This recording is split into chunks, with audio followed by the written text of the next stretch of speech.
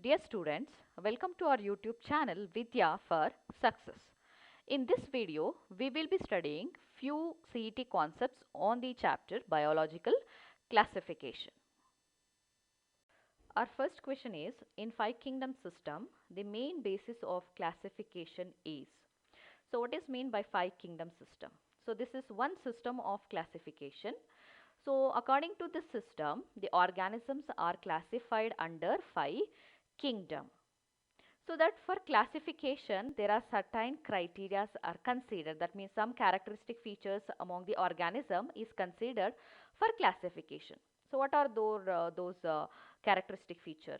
One of the character is complexity of cell structure. That means whether the organism is made out of prokaryotic cell or eukaryotic cell. That is called as a complexity of cell structure. This is one criteria for classification. Then one more character is considered is complexity of body structure. That means whether the animal is made out of unicellular or it is a multicellular organism, that is comes under the complexity of body structure. Then one more character is mode of nutrition, whether it is a photosynthetic or heterotrophic organism. So those are comes under the mode of nutrition. Then ecological lifestyle. Then one more is phylogenetic relationship. So these are the few characteristic feature considered for classification of organism under five kingdom system. So these things you should keep in your mind while selecting the option. So the first option is structure of nucleus. So as I told you, the characteristic features of the five kingdom system, there we didn't see the structure of nucleus. So they are considering the presence or absence of nuclear membrane, not the structure of nucleus. So A option is not correct. Then look into the option B, mode of nutrition. So mode of nutrition is one character considered under the five kingdom system, whether the organism is autotrophic or heterotrophic. So this character is main important for classification of organism under this system. Then option C, structure of cell wall. So cell wall structure is not considered. Instead of that, cell wall components are considered for the classification. Clear? Then option D, asexual reproduction. So reproduction is not considered as a criteria for classification of organism here. So the correct answer among the four option is option B, mode of nutrition. Yes, the second question is, which one belongs to Monera? So Monera is one kingdom. So in this kingdom, all organisms are unicellular prokaryotic organisms. So they have given option for this question. So among this option, we have to select which animal is actually belonging to the kingdom Monera. So first option, option A, amoeba. So amoeba is a eukaryotic unicellular organism. So this is belongs to the kingdom Protista, not to the kingdom Monera. Then option B, Escherichia. So Escherichia is a kind of bacteria. So we know the kingdom Monera consists of unicellular prokaryotic organism. So best example of the organism is bacteria. So in the option B, they have given name of the bacteria, that is Escherichia. Then option C, Gelidium. So Gelidium is one of the aquatic organism. So this one is belonging to the kingdom Plantae. Then option D, Spirogyra. So Spirogyra is a kind of green alga. This is also belonging to the kingdom Plantae. So among the four option, the answer is option B, because Escherichia is a kind of bacteria and Monera consists of unicellular prokaryotic organism. So best example is bacteria. Yes, the third question is, non-symbiotic nitrogen fixers are. So in this question, you have to understand the meaning of non-symbiotic. So symbiotic is nothing but association of one organism with the other. So non-symbiotic is nothing but free living. So in this question, they are asking which organism is free living and nitrogen fixing organism. So option A, Azotobacter. So Azotobacter is actually soil bacteria. So this is freely living in the soil, and the main function of this bacteria is it will convert atmospheric nitrogen into ammonia and fix it to the soil, so that the plant can absorb the ammonia from soil because of this bacteria. Then option B, Pseudomonas. So Pseudomonas is also a kind of soil bacteria, but the function of this bacteria is it will convert ammonia in the soil into nitrogen. So the reverse function. So we have seen Azotobacter is converting nitrogen into ammonia, but Pseudomonas is converting ammonia into nitrogen. So this is not a nitrogen fixer. Then option C, soil fungi. So fungi is a saprophytic organism. So it will grow on the surface of soil by utilizing dead and decaying organic matter as a food material. So it will grow very well on the surface of soil, but fungi will not help in nitrogen fixation. Then option D, blue-green algae. So blue-green algae, so there are few blue-green algae, they helps in nitrogen fixation, but most of the blue-green algae, they are associated with the plant roots, and it will provide ammonia to the plants. So out of the four option, the correct one is option A, that means Azotobacter, because it is a free living nitrogen fixer present in the soil. Then the fourth question is nitrogen fixer soil organisms belongs to. So option A, mosses. So mosses are the plants. So they are belongs to the division bryophytes. So these mosses, they are not playing their role in the fixation of nitrogen. Option B, bacteria. So bacteria is a soil organism. That means some of the bacteria are present in soil, and we have the example of Azotobacter bacteria, then Basilicia. So these bacteria are free living, and their main function is fixation of nitrogen. Then look into the option C, Euglena. So Euglena is a kind of protista. So this is unique kind of organism showing dual nature. That means in the presence of sunlight, it acts as a photosynthetic organism. That means it will prepare its own food material, and in the absence of sunlight, when it is not able to get the sunlight, it will act like an animal. That means it will take food by holozoic mode of nutrition. Then option D, soil fungi. So fungi are saprophytic organisms. They will grow by utilizing dead and decaying organic matter. They are not playing their role in nitrogen fixation. So the correct answer is option B, bacteria. Yes, the fifth question is the main difference in gram-positive and gram-negative bacteria resides in there. So in the bacteria, there are two types of bacteria will be present. One is gram-positive and another one is gram-negative. So these two distinguish is done based on the taking up of gram stain. So there will be a coloring reagent is present for staining the bacteria, that is called as gram stain. So some of the bacteria, they will take up the gram stain and they will appear blue or purple in color. And those bacteria comes under gram positive group. And some of the bacteria, they will not take up the gram stain and they will appear pink in color. So those are called as gram negative bacteria. So what is the reason for this? What is there in the gram positive bacteria to take up gram stain? So gram positive bacteria will be having cell wall that is very thin. So because of the nature of cell wall, this group of bacteria will take up gram stain and appears blue in color. But gram negative bacteria will be having thick cell wall. That means one more lipid coat will be present. So while washing the stain, that stain will wash off. That means it will not absorb the stain. So because of the one more lipid layer, what is there in the cell wall of gram negative, it will not take up stain, so that it does not appear blue in color. So the distinguish what we have done by using the gram stain, that is mainly based on the nature of cell wall. Yes, let us look into the option. Option A, cell wall. Option B, cell membrane. So bacteria also consist of cell membrane. And option C, cytoplasm. We know cytoplasm is a fluid component. So in this fluid-like component, we can see genetic material as well as reserve food material. Cell organelles will not present in the bacteria because it is a prokaryotic organism. Then option B, flagella. So flagella arises from the cell membrane. It helps in locomotion. It does not play any role in the distinguish of gram-positive and gram-negative bacteria. So the correct answer is option A, cell wall.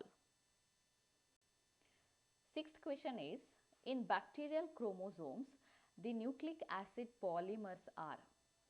So they are asking what kind of nucleic acid is present in the bacterial chromosome. So bacteria is a prokaryotic organism, so that there will be no nuclear membrane around the genetic material. So there will be no linear DNA molecule is present in the bacteria. That means the long straight DNA molecule is not present. Instead of that, the genetic material, that means the DNA molecule, is coiled and form a circular nucleic acid. Yes, let us look into the option A, linear DNA. Linear DNA is nothing but DNA will be elongated and straight. B, circular DNA molecule. So circular is nothing but the DNA is coiled and form a circular shape. Then C, of two type DNA and RNA. So there will be no two types of nucleic acid present in the bacteria. Then D, linear RNA molecule. So in the bacteria, RNA is not the genetic material. It is having DNA as a genetic material. So the correct answer is option B, that is circular DNA molecule. A seventh question, photosynthetic bacteria have pigments in. So in the question they are asking, so in the photosynthetic bacteria, where the photosynthetic pigments will be present. So option A, leucoplast. So leucoplast is a kind of plastid. So this plastid is present in higher plant. So it is not giving any kind of color to the plant. Instead of that, it helps in storage of starch. So that leucoplast is called as colorless plastid. Then option B, chloroplast. So chloroplast is also a kind of plastid. So it consists of chlorophyll pigment. So because of this pigment present in the chloroplast, the plant leaves appears green in color, and also it helps in the process of photosynthesis. So it is also present in higher plants, not in bacteria. Then option C, chromoplast. So chromoplast is also color giving plastid. So it is present in some kinds of higher plants. It is also helps in the photosynthesis. Then option D, chromatophores. So chromatophores are present in bacteria. In some of the bacteria, it helps in photosynthesis. So this is a membrane associated vesicle in the bacteria. So in that vesicle, it will be having some of the pigments for the process of photosynthesis. So chromatophore is the vesicle where the pigments are located in the bacteria. So the correct answer for this is option D, chromatophores. So eighth question is, true nucleus is absent in. So true nucleus is present in all the eukaryotic organism. So what are the characteristic features of true nucleus?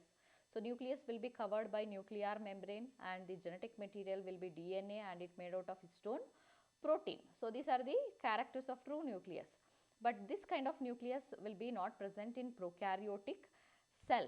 So prokaryotic cell alli navu nucleoid anta mention marthivi because nuclear membrane will be absent. So let us look into the option here. So option A, mucor.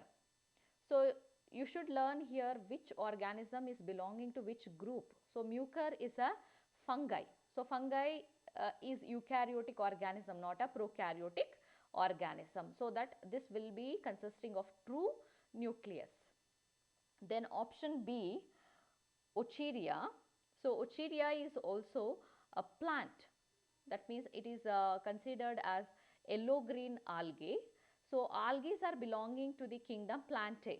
So in the kingdom Plantae, the plants will be made out of eukaryotic cell. So true nucleus will be present. Then option C, Volvox. So Volvox is also a kind of alga. It is having true nucleus. Then option B, Anabaena. So Anabaena is a kind of cyanobacteria. So cyanobacteria are belonging to the which kingdom? Kingdom Monera. So kingdom Monera is the only one uh, kingdom where we have all the prokaryotic organisms. So that true nucleus is absent in prokaryotic organism. So the answer is option D. Yes, let us move to the ninth question. Genophore or bacterial genome or nucleoid is made of.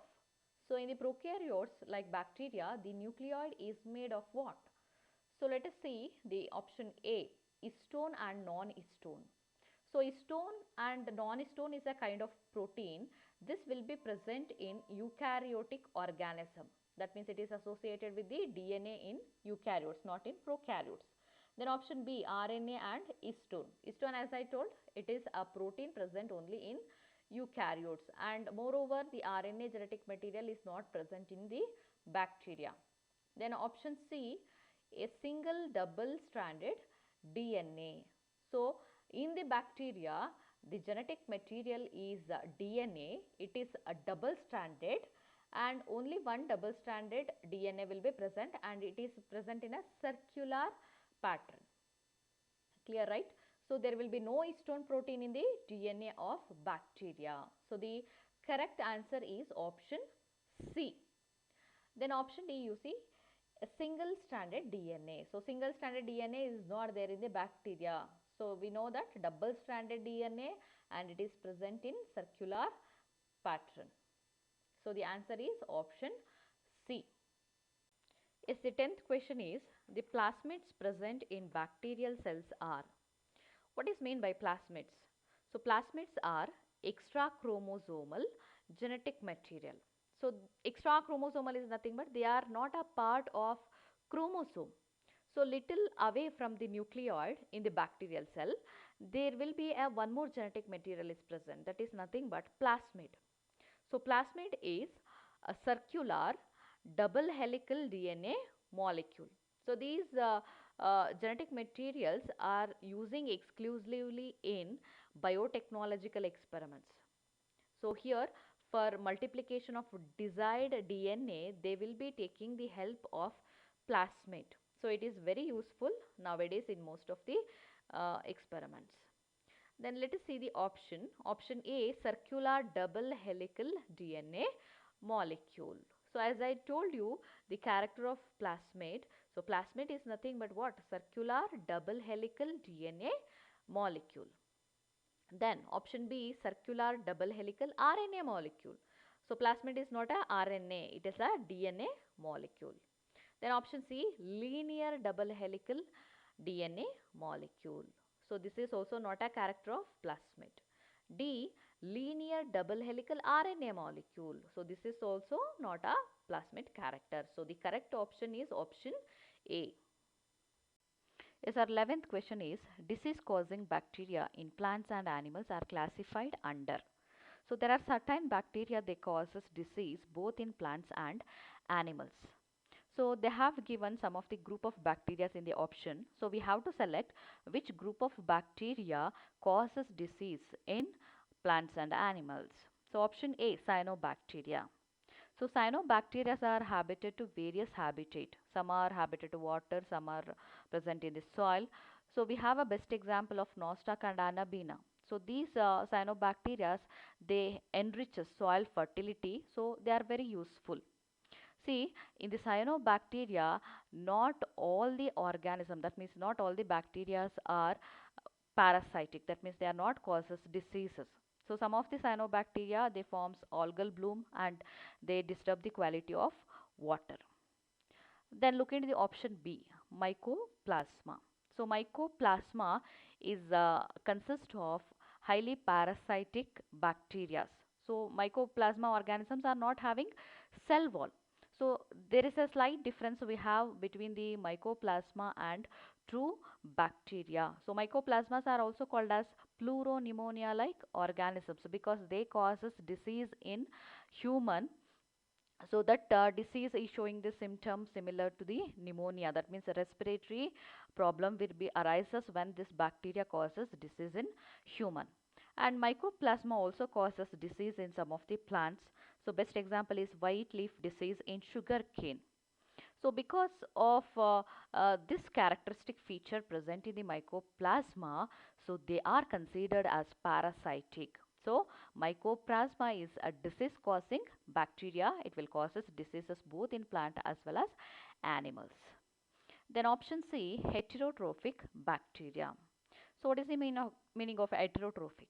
Heterotrophic is nothing but the organisms cannot prepare their own food material, so that they depend on other organisms for the food. So here not all heterotrophic bacteria are parasitic in nature. That means they will not cause us disease.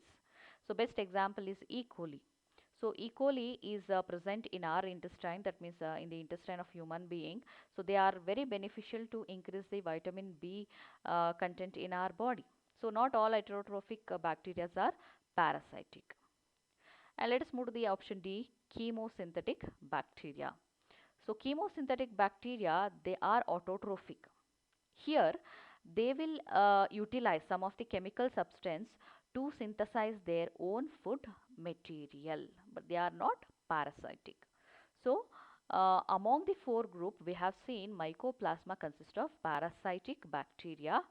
They are parasitic to plants and animals. So, the answer is option B. Then the 12th question is, which among the following is not included under Protista? So what kind of organisms are present in the kingdom Protista? So this kingdom will be having unicellular eukaryotic organisms.